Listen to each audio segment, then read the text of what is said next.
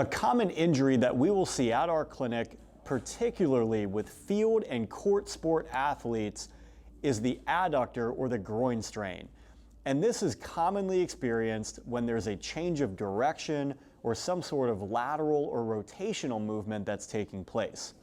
Now, some things that we need to consider when we're not only evaluating but rehabilitating this athlete and getting them back onto the field of play is how do we train this muscle not only in isolation but collectively as it works synergistically with all of the other muscles of the abdominal complex and the lower extremities. So we're well aware that the adductors are going to help bring the legs closer to midline. So they're going to get stretched when we abduct the leg and when we get into wider stances, when we're doing our athletic motions that force us to cover ground laterally and create space laterally. But they're also going to be actively involved from a stability standpoint with any of our flexion and extension based tasks as well. So if we're doing any forceful hip extension or hip flexion that commonly happens with our sprinting and our jumping motions, the adductors are going to play a role in that as well. The other thing that we need to be mindful of with adductors is they play a very complementary role to rectus abdominis and our lower abdominal muscles with pelvic stabilization. So with their attachment to the pubic bone, they're going to help counteract and help influence that anterior and posterior pelvic tilting position with a lot of our just daily posture, but also athletic movements. So keep in mind, we don't only want to train adductors in isolation, that we like to focus on in those early rehab environments where we're just building local tissue tolerance, desensitization, and overall capacity. But as we get into these higher level movements, being mindful of how does it function with our hip flexors, our hip extensors, and our lumbopelvic complex as well. As we get into our more end stage activities, we need to be mindful of continuing to build isolated strength with the adductors through progressively challenging activities. And I think one way that we can take this is to go with something as simple as a Copenhagen exercise, and we can increase the lever arm that we're operating with that. So maybe we're getting into that Copenhagen side plank, and early on we're starting with knees hugging the adjustable bench. Then we're progressing out closer towards our ankles to get that longer lever.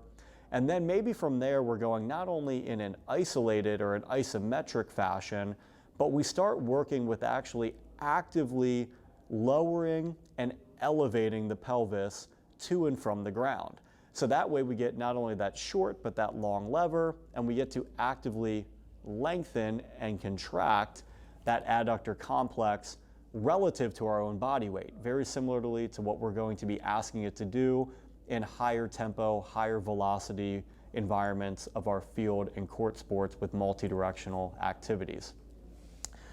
Other things that we need to start progressing in this mid to late phase rehab is getting into our different locomotive patterns. So some of this is just reintroduction of running, jogging, backpedaling, being able to do that with higher tempos, higher velocities, higher levels of intention with regards to working towards sprinting.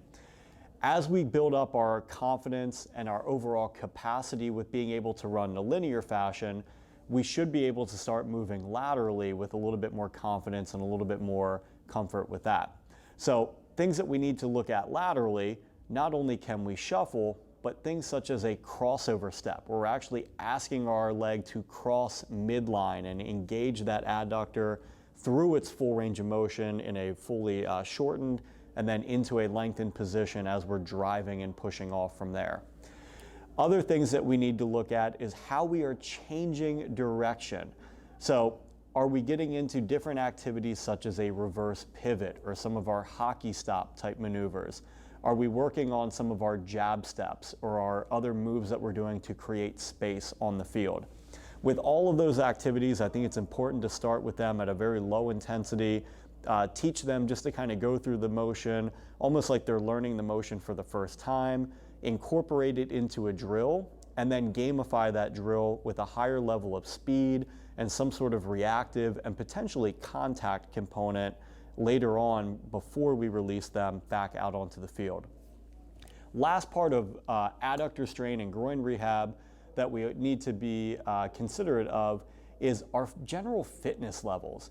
And with these activities, it's not uncommon to miss a moderate amount of time with them. We could be missing several months, sometimes up to 2 or several weeks, sometimes up to a couple months being sidelined from our higher intensity groin strains. And we need to make sure that we're rebuilding our aerobic and our anaerobic capacities with that. So with adductor rehab, groin rehab, be mindful of how to train it in isolation, in coordination with the rest of our lower body and our core stability activities, and then building up not only our linear capacity, but also our multi-directional components to our athletic and weight training environments.